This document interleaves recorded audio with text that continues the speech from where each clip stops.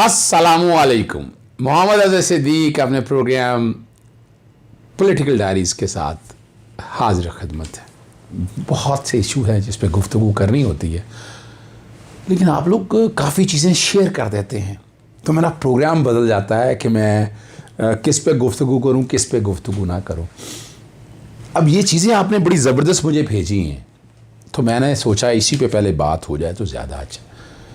और नवाज़ शरीफ की medical report, Shahbaz शरीफ ने अटॉर्नी जनरल को जवाबी ख़त लिख दिया, और ये जो ख़त है ना, ये उनके पर्सनल सेक्रेटरी हैं और अपोजिशन लीडर के तौर पर उन अपोजिशन लीडर का ऑफिस मिसयूज़ कर रहे हैं। इसी बुनियाद पे इन्हें अपोजिशन लीडर से शहबाज शरीफ को हटा देना चाहिए। ख़त सारा बैकग्राउंड पे चल रहा है। अटॉर्नी जनरल के 24 जनवरी 2022 का जिक्र किया है और 2 फरवरी यानी कल, आज अब 3 फरवरी 2022 बरोज़ जुमेरात सुबह प्रोग्राम देख रहे होंगे। और जितनी सारी बातें लिखी हैं, तोता मैना की कहानी है, और सिर्फ इसी बुनियाद के ऊपर स्पीकर नेशनल असेंबली को सीरियस नोटिस लेना चाहिए। उन्होंने अपनी अथॉरिटी को मिसयूज़ किया और ये तौहीन अदालत के ज़िम्मे में। उल्टा वो कह रहे हैं कि तौहीन अदालत है, और वो कह रहे हैं मेडिकल रिपोर्ट्स दी हैं। भाई मेडिकल बोर्ड ने लिख के दिया था जनाब शहबाज शरीफ साहब, और आपने कोई ये ओपिनियन आप अभी मैं बताऊंगा आपको। अभी मैं कुछ और सबूत देने लगा हूँ। जो नया डॉक्टर आपने पैदा किया ना, वो मैं उसका भी जिक्र करने लगा हूँ। और उनका ये कहना है कि काबीना की ये जो जिक्र कर रहे हैं, उन्होंने कहा जी, उनके सेक्रेटरी का ये कहना, शहबाज शरीफ ये तो माजरत के तौर पर ये आई डोंट थिंक सो, ये ऑफिशियल कैपेसिटी का तो इशू ही नहीं है। आपने पर्सनल गारंटी दी है, वो ऑर्डर बैकग्राउंड पे चल रहा है। जो अंडरटेकिंग दी है वो एज एन अपोजिशन लीडर नहीं दी है आपने। ऑर्डर चल रहा है 19 नवंबर 2019 का। आपने ज़ाती हैसियत में अपने भाई की पटिशनर आप थे, और उन्होंने कहना है कि हुकूमती ख़त के दर्जा से इतफाक़ नहीं करता, और अटॉर्नी जनरल के ख़ास से तासुर मिला के सियासी मकासद के लिए लिखा है, और काबीना की हिदायत पर लिखा है, और ये मीडिया ट्रायल करने की कोशिश है। शर्म आनी चाहिए शहबाज शरीफ तुम्हें। ख़त अदालतों में ज़ेर इल्तवा मुकदमा पर असरअंदाज होने की कोशिश है। इस्लामाबाद हाई कोर्ट में ज़ेर समाअत मामले पर ख़त लिख कर तौहीन अदालत की गई। ख़त लिखते हुए अदालती हुक्म को नज़रअंदाज किया गया। नवाज शरीफ की मेडिकल रिपोर्ट्स बाकायदगी से जमा करवाती रही हैं। झूठ है सारा। और इस्लामाबाद हाई कोर्ट से क्या ताल्लुक़ इस बात का? ये तो लाहौर हाई कोर्ट की रेट पटिशन है 68815 2019, Mian Muhammad Shahbaz Sharif versus federal government etcetera, Lahore high court Lahore. और अब इस्लामाबाद हाई कोर्ट की पता नहीं, आई डोंट नो किस कैपेसिटी में उन्होंने कह दिया कि ये बुनियादी तौर पर नहीं, लाहौर हाई कोर्ट का जिक्र किया है, इस्लामाबाद हाई कोर्ट का नहीं जिक्र किया। लाहौर हाई कोर्ट का जिक्र किया है कि लाहौर हाई कोर्ट के कॉन्टेक्स्ट में, और कह रहे हैं रजिस्ट्रार ऑफिस को, वो रिपोर्टें सारी आपने देख ली हैं, वो ओपिनियंस हैं उनके, कोई हैसियत नहीं है उनकी। तो सिर्फ इस ख़त की बुनियाद पर स्पीकर नेशनल असेंबली को उनको इस ओहदे से, अपोजिशन लीडर के ओहदे से हटा देना चाहिए उन्हें, और बाकायदा जो है ना, इस पर नेशनल असेंबली को भी कार्रवाई करनी चाहिए कि अब अपोजिशन लीडर का ये काम नहीं है जो ख़त देखते फिर रहे हैं। किस कैपेसिटी में? ये ज़ाती हैसियत में है, और ये तौहीन अदालत है। मैं समझता हूँ इस ख़त, और देखे कल मुकर जाना है इस पर। उन्होंने कहा ना मेरे सेक्रेटरी ने लिख दिया, मुझसे तो पूछा ही नहीं है। ये लिखते ना शहबाज शरीफ खुद, तो ये तो बेवकूफ़ बनाने के लिए ये बैकग्राउंड पे ये चल रहा है सारा। आगे मैं बड़ी ज़बरदस्त आपको भी मैं मेरे जो है ना 2 ट्वीट में चला रहा हूँ, मैं पढ़ देता हूँ आपके साथ वो ट्वीट। और उन ट्वीटों में मैंने क्या कहा है, मैंने कुछ सबूत चला रहे हैं आपके लिए, ठीक है ना जी। और सबसे पहले तो है डॉक्टर शॉल जो है, उनकी बैकग्राउंड पे ये तस्वीर चल रही होगी, या छोड़ें वो वीडियो सुनिएगा। डॉक्टर अदनान और हुसैन नवाज साथ हैं, और जिसमें उनका नवाज शरीफ का दिल टूट चुका है। ये डॉक्टर जो मैंने लिखा है ना, ये डॉक्टर अदनान से भी बड़ा फनकार लग रहा है। पहले ज़रा सुनिएगा, वो सुनिएगा ज़रा, थोड़ी सी वीडियो देखिएगा, देखिएगा। Hey, how are you? You didn't got lost, did you? No, I started coming this way. Oh, good. Hey, how are you? You didn't got lost, did you? No, I started coming this way. Oh, good. Oh, thank you very much. Thank you very much. Stay standing. Yeah. Thanks. Stay in touch. Yeah, Gonna be this side. Yeah. When you get out. Yeah. Thank you. आपने video देख ली? और doctor शाल के बारे में ना मैंने और आप दोस्तों ने भेजा, मुझे नहीं भेजा। ये Sharif might inaugurate doctor Shawl's heart institute, ये श्रीनगर में छपा है, ग्रेटर कश्मीर आर्टिकल है, फरवरी 21 और 13 मार्च 2015 की बात कर रहा हूं मैं। जरा उसमें से लफ्ज पढ़ूंगा, बैकग्राउंड में पीडीएफ फाइल चल रही है और ये basically Kashmiri born American intervention cardiologist doctor Fayaz Shawl, और कोट हुआ है, Nawaz Sharif former Pakistan prime minister is my good friend and often visit me for treatment. He has agreed to be present here during the groundbreaking ceremony of the institute, Dr. Shawl said. जाती दोस्त हैं उनके और वो भी चल रहा है जो खत इन्होंने लिखा है बैकग्राउंड पे। मैं दोबारा चला, ये आर्टिकल चल गया, इससे नज़र आ गया, ये ज़ाती मुलाज़िम ही कह सकते हैं, इसको और क्या कह सकते हैं। और जो बेवकूफ़ जिस तरह बनाया है वो आप समझ सकते हैं। वन कैन ईजीली अंडरस्टैंड कि क्या हो रहा है इस कौम के साथ, जुल्म क्या हो रहा है। जी मैंने साथ वो भी चला दिया और साथ मैंने वो भी जो रिपोर्ट दी थी, उस रिपोर्ट पर जितना मजाक उड़ना है, लड़कियों की बीमारी हैं, औरतों की बीमारी है इनको, और कोई मेडिकल रिपोर्ट नहीं है अभी तक। अब मैं नहीं समझता, अटॉर्नी जनरल की तरफ से अटॉर्नी जनरल को खत आ गया, लाहौर हाई कोर्ट में तौहीन अदालत की दरख्वास्त दायर करें आप, और शहबाज शरीफ को अपना केस अब एक्सप्लेन करना पड़ेगा इसमें। जो हाई कोर्ट का ऑर्डर था पीरियडिक रिपोर्ट्स का, और कोई ऐसी मेडिकल रिपोर्ट नहीं है जो रोक रही हो। रात के प्रोग्राम में नवाज शरीफ का जो फैक्ट्रियों में जाना, वो आपको सामने मैंने दिखा दिया, वो आप समझ सकेंगे कि किस तरह कौम को बेवकूफ़ बनाया जा रहा है। दूसरा बड़ा अहम इशू है, मैं एक लिस्ट चला रहा हूँ।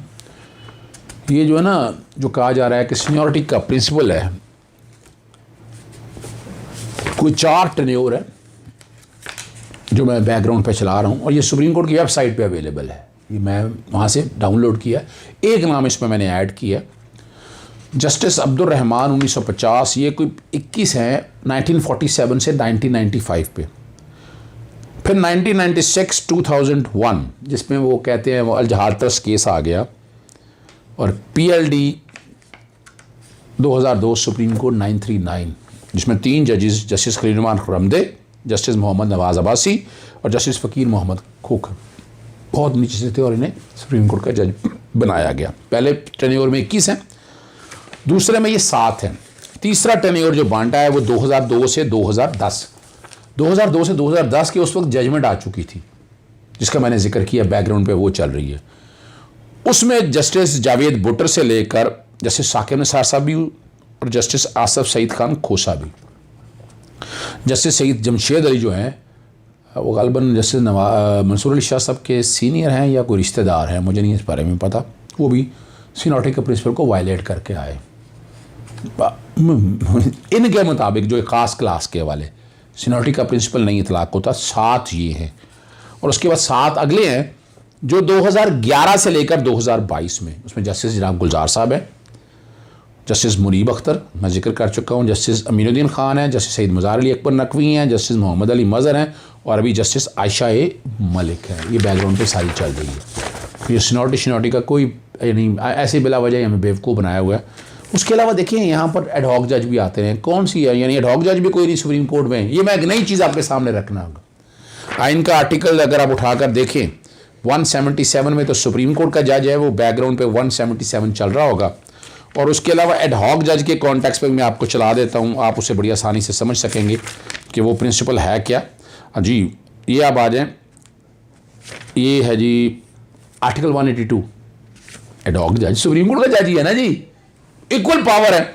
वहाँ कौन से हैं सीनियरिटी का प्रिंसिपल जिसको मर्जी जो लगाए हुए हैं, वो पूरी लिस्ट में 22 जजों की भेज रहा हूँ 1955 से लेकर, इसमें जस्टिस खलीलुर रमदे जो लेटेस्ट हैं, इसमें जस्टिस फ़खरुद्दीन जी इब्राहिमी हैं, बैकग्राउंड पे चल रही है। 1-1 साल के लिए हुए। जस्टिस करामत नज़ीर भंडारी साहब 2 दफ़ा हुए सीनियरिटी का ये कोई सीनियरिटी का प्रिंसिपल नहीं है और एड हॉक जज के तौर पर अपॉइंट है। ये भी एक लिस्ट पूरी बैकग्राउंड पे चल रही है। और एक लिस्ट मैं आपके सामने रखने लगा हूँ कि जो इस वक्त जस्टिस गुलजार साहब रिटायर हो चुके हैं 1 फरवरी 2022 तक। अब जस्टिस उमर अता बिंदयाल साहब आए जो इस वक्त, मैं उसकी आपको लिस्ट के मैं अंदाजे से बता दूंगा।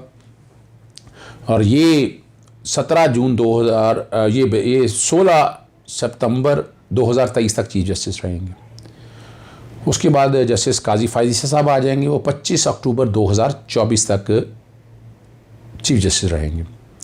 फिर आएंगे जस्टिस एजाजुल एहसन, वो 4 अगस्त 2025 तक रहेंगे। फिर जस्टिस सईद मंसूर अली शाह, वो 2025 से लेकर 27 नवंबर 2027 तक चीफ जस्टिस रहेंगे। फिर जस्टिस मुनीब अख्तर आएंगे, वो भी तकरीबन 1 साल के करीब 13 दिसंबर 2028 तक चीफ जस्टिस रहेंगे। फिर जस्टिस याया फरीदी आ जाएंगे, वो 22 जनवरी 2030 तक रहेंगे चीफ जस्टिस।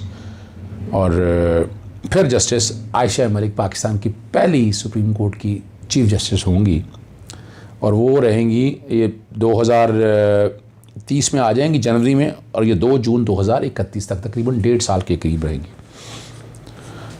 जो ये वाला साल है ना, इस साल में 5 जज रिटायर होने हैं। एक जज तो रिटायर हो गए जनाब जस्टिस गुलजार साहब, और उसके बाद दूसरी रिटायरमेंट आनी जस्टिस काजी मोहम्मद अमीन की 25 मार्च 2022 को रिटायर होंगे। और उसके बाद अप्रैल में जस्टिस मकबूल बाकर साहब रिटायर होंगे 4 अप्रैल 2022 को। फिर जस्टिस मज़हर आलम ख़ान मियाँ खेल 13 जुलाई 2022 को, और जस्टिस सईद सजाद अली शाह साहब 13 अगस्त 2022 को रिटायर हो जाएंगे। ये आपके सामने रख दिया मैंने तादाद, डिटेल सारा कुछ समझने के लिए। पूरी लिस्ट में बैकग्राउंड पे ये भी चल रही होगी। मकसद आपके सामने सिर्फ रखना है कि ये जो सीनियरिटी का प्रिंसिपल है बेवकूफ़ बनाने के अलावा और कुछ नहीं था, गलत है नहीं। आपके सामने पूरी लिस्ट मैंने रख दी है और बैकग्राउंड पे ये सारी चल रही होगी। प्रोग्राम ख़त्म करने से पहले एक चीज़ और ज़बरदस्त बतानी है आपको, शायद प्रोग्राम लंबा हो जाए, लेकिन वो ये है कि इंग्लैंड के अंदर ये जो जायदादें ख़रीदी जाती हैं उसमें मिसेस सरीना ईसा के हवाले से या बाकी नवाज शरीफ के हवाले से हमने चॉइस साहब से मैंने रिक्वेस्ट की थी कि ये फ़ैसला आने के बाद आम लोगों का क्या ओपिनियन है, ज़रा वो देखिएगा ताकि आपको अंदाज़ा हो जाए कि आम बंदे लंदन के अंदर क्या इस बारे में नुक्ता नज़र रखते हैं। सुनिएगा। जी नाज़रीन, आज हम फिर आपको लेके हैं लंदन की सड़कों पर, और हम लोगों से पूछेंगे कि ये जो 9 महीने बाद काजी फायज ईसा और उनकी फैमिली का जो मनी ट्रेल का केस था उसका जो फैसला आया है उसमें लोगों की क्या ओपिनियन है, लोग यहाँ यूके के अंदर जो लोग हैं वो क्या कहते हैं। क्योंकि यहाँ पे जिस शख्स की भी प्रॉपर्टी है उसके पास एक पैनी की भी अगर आप रसीद मांगेंगे तो वो होगी, क्योंकि यहाँ का सिस्टम जो है इतना नीट एंड क्लीन है कि आप ज़रा सी भी यहाँ पर जो है ना वो हैंकी पैंकी नहीं कर सकते। आपको हर चीज़ का हिसाब देना पड़ता है। यहाँ के बैंकिंग सिस्टम जो है वो आपका 2000 पाउंड अगर ज़्यादा आपके अकाउंट में कहीं से आ जाता आपको पूछगिछ होती है। तो जब ये लोगों के पास रसीदें मौजूद हैं, सारा कुछ है, तो फिर हमारे जो पाकिस्तान से पॉलिटिशियन आते हैं जिन्होंने यहाँ पर मिलियंस ऑफ पाउंड की प्रॉपर्टीज़ बना ली, और फिर कोई हमारे जर्नल्स आते हैं उनकी प्रॉपर्टीज़ बन जाती हैं, हमारे जजेस आते हैं उनकी प्रॉपर्टी बन जाती हैं, उनके पास फिर पाकिस्तान में दिखाने के लिए मनी ट्रेल क्यों नहीं है? यही हमारा आज का सवाल होंगे। चलते हैं लोगों के पास। जी जनाब, पाकिस्तान से तलक है? जी कहाँ से? सियालकोट से। अच्छा सर, ये जो आपने सुना होगा पाकिस्तान में अभी जो फैसला आया 9 महीने के बाद काजी फायज ईसा की मिसेज़ और उनका जो है सरीना ईसा का कि उनको यानी कि कोर्ट ने ये फ़ैसला किया है, उसके अंदर लिखा गया जो उसकी पंच लाइन है वो ये है कि जी इनसे जज की फैमिली से नहीं पूछा जा सकता कि उनका सोर्स ऑफ इनकम क्या है या उनकी जो मनी ट्रेल है। आपको पता है उनकी यहाँ पे 2-3 प्रॉपर्टीज़ हैं उन्होंने यहाँ पे ली हैं, तो आपकी प्रॉपर्टी है यहाँ पर? बिल्कुल है जी। और आपकी प्रॉपर्टी में आपके पास अगर कोई आज रसीद मांगता है, इतने अरसे से प्रॉपर्टी होगी, आप दे रहे हैं, एक एक चीज़ है आपके पास, हर चीज़। तो फिर क्या वजह है कि अगर मियाँ नवाज शरीफ साहब के यहाँ पे फ्लैट हैं और सरीना ईसा साहब की यहाँ पे जायदाद है, उसकी मनी ट्रेल एक तो उनके पास नहीं है, उन्होंने प्रोवाइड नहीं की, दूसरा सबसे बड़ी बात ये कह दी है कि जनाब इनसे मांग नहीं आप सकते। आपको कैसा लगता है बीइंग पाकिस्तानी? ये तो वही हो गया ना कि वो एक कोई लैदा मखलूक है पाकिस्तान में और दूसरे लोग जो लैदा मखलूक है, तो पूछा उसी से जाएगा जो साइकिल चोर है बेचारा, जी, जो रोटी चोर है, जो बर्गर चोर है बेचारा, उनसे पूछा जाना, और तो किसी से नहीं पूछा जाएगा। यहाँ पे तो ये कह दिया गया कि जी आप जजेस की फैमिली से पूछ ही नहीं सकते। 10 करोड़ की मनी ट्रेल है, उसमें 1 करोड़ की दी गई है, 9 करोड़ का जिक्र ही नहीं है, उसका पत्ता ही साफ कर दिया गया। ये क्या है? बात यह है कि सारे अपने अपने बेटी भाइयों को बचा रहे हैं जी। उनका मतलब है आज इनका अगर जज जो भी जज उनका फैसला करेगा उनके अगेंस्ट, तो कल को वो बैठा हुआ है जो दूसरे वाला, तो उसको भी नजर आएगा ना, फिर ये करेगा जो दूसरे भी, फिर ये तो फिर सारा वो पिछला पंडोरा बॉक्स खुलेगा। इनको जो प्लॉट्स मिले हुए हैं इस्लामाबाद में या दूसरे इनके शहरों में, बड़े बड़े इतने ज़्यादा प्लॉट दिखते हैं, इनकी जो मुराद सारी जिंदगी के लिए इनको मिलती हैं, जी, ड्राइवर्स मिलते हैं, पेंशन बहुत बड़ी है इनकी, सारा कुछ है जी, बहुत बड़ी है इनकी सारी, वो जो VAT इनको सारी जिंदगी मिलते रहते हैं। तो फिर एक आम आदमी और इनमें तो ये तो वही है ना, फिर बादशाहत जो लोग हैं वो बादशाह ही रहेंगे, तो गरीब ही रहेगा। तो आपको लगता है कि ये फिर अपने आप को मुकद्दस गाय समझते हैं? समझते हैं, क्यों नहीं समझते, वो अपने आप को सबसे आला समझते हैं। नहीं, इससे तो पूरी कौम के अंदर डिसअपॉइंटमेंट फैलेगी। देखिए जब नवाज शरीफ एक जज को यूज कर रहा है यहाँ पे जी, घर बैठा के अपने, जी, वो यूज नहीं कर रहा उसके, तो जो खुद उनके घर जाके लिख के दे रहे हैं सब कुछ उनको, और बाद में सब कुछ खुद मुकर रहे हैं जी वो तो मेरे लॉकर में था और ये किसने कर दिया। इसका मतलब है आप ये कहना चाह रहे हैं कि वो जो एक मिसाल दी जाती है कि फलाना जानवर चोरा न रलिया होया है, ठीक है ना, यही गल है। आपका नाम जनाब? मेरा नाम आफ्ताब जी। आफ्ताब साहब, थैंक यू वेरी मच जी, thank you very much, thank you जी। सर आपका तलक पाकिस्तान से है? कहाँ से जी? जी, नाम आपका? वही साहब, आप मुझे बताएं कि आपकी यहाँ प्रॉपर्टी है? नहीं, मेरे पास नहीं है। अच्छा, ये बताएं अगर आप यहाँ पे प्रॉपर्टी लेते हैं तो लेने के वक्त आपको अगर वो पूछें कि आपका पैसा कहाँ से आ रहा है, तो आप बता सकते हैं? डिक्लेयर करो ये कहते हैं, तो आपको बताना पड़ेगा, आपके पास रसीदें होंगी कहाँ से पैसा आया?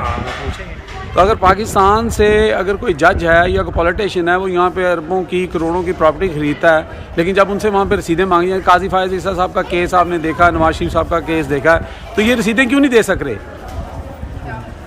ये तो करप्ट लोग हैं, इनका छोड़े, इनके लोग तो करप्ट लोग हैं। अच्छा अच्छा जी, आपका नाम? जाबिर फारूक। तो आप इस बारे में क्या कहेंगे? देखिए, एक तो ये है कि ये फैसला आया है, बड़े बेताबी से कौम इंतज़ार कर रही थी, और इंसाफ के कटहरे में सबको बराबर ही होना चाहिए जी। कोई जज है, कोई जनरल है, कोई सियासतदान है, कोई ब्यूरोक्रेट है, तो ये तमाम को ऐसे ही होना चाहिए। लेकिन हमारे ये उल्टे फैसले आ रहे हैं। अब अगर ये हो कि जजेस की फैमिली का एहतसाब नहीं हो सकता, अगर ऐसे लोग जो अदालत में बैठे हुए हैं उनका एहतसाब नहीं हो सकता, तो इसका मतलब है फिर बाकी किसका हो सकता है? जनरल को अगर जनरल्स के हो सकते हैं, सियासतदानों के हो सकते हैं, तो ये तो एक बिल्कुल ही गलत बात है ना, कि कैसे हम एक्सपेक्ट ये कर सकते हैं कि अदालत की फैमिली का एहतसाब नहीं हो सकता। तो अगर ये कह दें कि नहीं पूछ नहीं सकते, तो ये क्या बात हुई कि इनको पूछ नहीं सकते? तो ये इसका मतलब है कि वो अपना ही ग्रुप है, अपने ही लोग हैं, उनको पूछ नहीं सकते। अच्छा, आपकी यहाँ पे प्रॉपर्टी है? बिल्कुल है। तो आपने वो प्रॉपर्टी जब ली होगी उस वक्त भी आपने अपनी मनी ट्रेल दी होगी, अब तक दे रहे होंगे, एक एक ट्रांजैक्शन आपके पास अगर कोई मांगे कि जी पैसा कहाँ से आ रहा है, आप दे सकेंगे कि नहीं? इधर की ये बेसिक चीज़ है कि अगर हम प्रॉपर्टी ले रहे हैं तो सबसे बेसिक ये देना होता है कि ये पैसे आप क्या किधर रहे हैं जी, इनकम सोर्स है क्या। अगर वो देंगे तो देन आप क्या इधर कैश पे लें, मॉर्गेज पे लें, तो वो गो थ्रू करेंगे तो होगा। मिसेस सरीना काजी जो है वो, उनके पास रसीदें क्यों नहीं है, नवाज शरीफ के पास क्यों नहीं है, ये क्या वजह है? यहाँ तो होंगी ना। देखिए, ये तो बात बिल्कुल सही है, हमारी तो ये कंप्लेन होनी चाहिए और होगी भी कि हम NCA से भी कंप्लेन करें कि ये उनसे पूछगिछ करें कि ये पैसे किधर से आ रहे हैं। और अगर इनका कोई हिसाब किताब नहीं होगा तो अवाम को क्या हम समझ सकते हैं कि इंसाफ मिल सकता है? ये कभी भी नहीं हो सकता। बराबरी ऐसे ही हो सकती है कि हर इदारे का हिसाब हो। तो कुछ लोगों का ये भी कहना है कि मियाँ साहब और काजी फायजी साहब ये एक ही कश्ती में सवार हैं, और लोगों को ख़ास तौर पर मुस्लिम लीग नून के लोगों को ये बड़ी होप है कि कल आने वाले वक्तों में जब 2023 में ये अगर चीफ जस्टिस बनते हैं तो उसके बाद मियाँ साहब को बड़ी रिलीफ मिल सकती है और मियाँ साहब दोबारा आ सकते हैं। आपको क्या लगता है? देखें, याद है, अगर तो इनकी ये नीयतें हैं और ये सोच है ना, तो इसका रिजल्ट इनको ऐसे, जब पहले भी ये खजल ही हुए हैं, आज तक ये अभी तो इधर बाहर भी नहीं निकल सकते, जिसके आप भी गवाह हैं। तो उस वजह से आने वाले टाइम में भी अल्लाह के फजल से अगर इनको कोई ऐसी उम्मीदें हैं तो ये कोई भी मदद नहीं करेगी। जी सर, आपका नाम? जाहिद। जाहिद साहब, आप क्या समझते हैं?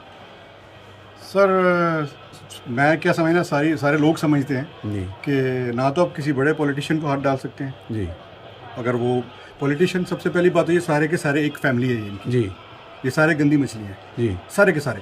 जी, इन लोगों ने फाइज ईसा जो जजेस हैं जी, ये सारे के सारे जो हैं सारे के सारे तो नहीं कह सकते, लेकिन मोस्ट ऑफ देम जी। फायजी साहब क्यों नहीं दे रहे ये अपनी रसीदें कि कहाँ मैंने ये पैसे कहाँ से लिए। कोई बंदा भी उठ के बोले मेरा बाप अमीर आदमी है, मुझे कोई नहीं पता पूछ सकता। ये जज तो दुनिया को, पाकिस्तान को रिलीफ देने के लिए, और ये खुद से रिलीफ लिए बैठे जी। और ये अपना प्राइम मिनिस्टर साहब हमारे, वो भी तो गाय बने हुए ना जी। उनको भी तो चाहिए ना कि जो इनको छोड़ा क्यों आपने जी। 50 रुपए के स्टाम्प पेपर पे आपने इनको छोड़ दिया, जो नवाज शरीफ साहब को। बिल्कुल जी। और जो गरीब आदमी है 5 रुपए की चोरी में आप उसको 10-10 साल की सजा देते हैं। बिल्कुल सही है। आप खुद अय्याशी कर रहे हैं, आराम से कर रहे हैं, और बाकी सारे फायजी साहब भी नहीं बताएगा, नवाज शरीफ भी नहीं बताएगा, ना कोई दूसरा जज बताएगा। आप चीफ जस्टिस जो थे आपके गिलगित बल्तिस्तान के जी, वो क्या था, वो भी तो झूठा था ना। जी। आपने झूठे लोग सारे के सारे कोर्टों में बिठाए हुए हैं, जी। सारे के सारे झूठे, वो क्या झूठ और सच में तमीज करेंगे। वो तो जो उनका बॉस बोलेगा वो करेंगे, और मियाँ साहब तो गैंगस्टर हैं। आप कितने अरसे से यहाँ रह रहे हैं? मैं तो तकरीबन पिछले 18 साल से इधर। अब 18 साल में आपकी प्रॉपर्टी भी होगी यहाँ पर? बिल्कुल है। तो आप मुझे ये बताएं कि यहाँ पे ये पॉसिबल, चलें इस बात को तो एक बहस को साइड पे रखते हैं, पैसा वहाँ से यहाँ जैसे भी ट्रैवल किया, वहाँ कैसे कमाया इस बात को छोड़ दें। यहाँ पे तो बताया गया होगा ना पैसा आया है, यहाँ पे तो रसीदें दी गई होंगी, पैसा पूछते तो है ना यहाँ पर, वॉचडॉग तो है यहाँ पर। सर 2000 पाउंड जी। अगर आपके अकाउंट में आता है, मैंने अभी 5000 भेजा था पाकिस्तान जी। अपने डिजिटल अकाउंट में जी। इन्होंने मुझे पूछा है कि आपके ये पैसे कहाँ से आए हैं, मैंने रसीदें दी हैं जी। ये अभी मतलब शहबाज आपके शरीफ पैसे- साहब का केस आपके सामने है, जो उनका फ्लैट बिका था, उसके ऊपर उनकी स्क्रूटनी हुई है। एनसीए जो नेशनल क्राइम एजेंसी है, उन्होंने कहा वो तो लहदा ही उन्होंने शोर मचा दिया कि सादिक और अमीन साबित हो गए, वो भी मसला इनका जो है, हाँ जी, वो भी सारा झूठ निकल आया। लेकिन बात यह है कि यहाँ पे जब आप कोई भी फ्लैट खरीदेंगे, घर खरीदेंगे, आपने मनी ट्रेल दी होगी, रसीदें आपके पास होंगी, लेकिन वो आप पाकिस्तान में नहीं दे सकते क्योंकि वहाँ पोल खुल जाएगा। आपको नहीं लगता ऐसी बात है? सर बिल्कुल यही बात है, और सबसे बड़ी जो शर्म की बात है ना, हमारी इस्टेब्लिशमेंट को भी शर्म करनी चाहिए जी। इनको भी शर्म करनी चाहिए कि इन लोगों को ये रिलीफ दे के बाहर खुद भेजते हैं जी। ये खुद इनको भेजते हैं और बाद में वावेला करते हैं जी आपने क्यों आपने उसको आने दी, आपको पता है ये रिपोर्टें, सवाल ही पैदा नहीं आता। मैं नहीं मानता, हाँ प्राइम मिनिस्टर को नहीं पता होगा कि ये बीमार नहीं है या ऐसा नहीं है। फायजी साहब उसकी बीवी रोजाना आके आप कोर्ट्स को धमकियां देती है और ये मैं वो कर दूंगी और हमारे पास नहीं है। राना सनाउल्लाह जी वो कह रहा था कि कोई जज भी अगर नवाज शरीफ के फैसला शहबाज शरीफ के खिलाफ फैसला देगा तो हम देखेंगे। ये धमकी नहीं तो क्या है जी। आप ये धमकियां, कोर्ट हमारे जजेस जो हैं ये धमकियां वसूल करते हैं। जजेस को कोई नहीं बंदा पूछ सकता। अगर मेरे पास है 500 रुपया एक्स्ट्रा तो वो मुझसे पूछ सकता है, FBI भी पूछ सकता है, प्राइम मिनिस्टर भी पूछ सकता है और दूसरे इदारे भी। इन लोगों को क्यों नहीं पूछते आप? डरते हैं आप? मतलब आपके एक कानून बड़े के लिए, एक कानून गरीब के लिए, एक कानून अमीर के लिए, क्यों? कि अगर यही होना है कि आप लोगों ने इनको रिलीफ देना है, जो जज है मैं नहीं बताऊंगा, जो जर्नल है मैं नहीं बताऊंगा, वो पूछने के लिए फिर हम लोग रह गए हैं। टैक्स भी हम लोग दें, पलो तुम्हारे बच्चे हम लोग पालें, तुम्हारे बच्चे हम लोग यहाँ पे पढ़ाएं, हमारे टैक्स में हमारा बाप जाके लाइन में खड़ा हो पाकिस्तान में अपनी पेंशन लेने के लिए। आपने 3 घर इन्होंने लिए ना, बता दें पैसे कहाँ से आए, ये कह देना मेरा बाप एक अमीर आदमी था। This is not enough. मियाँ साहब कहते हैं, उनसे पूछा, वो कहते हैं मुझे क्यों निकाला, इनसे पूछो जी हम क्यों बताएं। ठीक है, वो भी तो कहते थे असेंबली में खड़े होके कि मैंने पैसे कैसे बनाए, तुम्हें इससे क्या। ठीक है, फिर छोटा बंदा क्यों बताए? हाँ। क्यों मैं क्यों बताऊं कि मेरे पास ये 1000 कहाँ से आया, मेरे पास 2 लाख कहाँ, मैं क्यों आपको बताऊं? जी नाज़रीन, आपने लोगों के व्यूज सुने।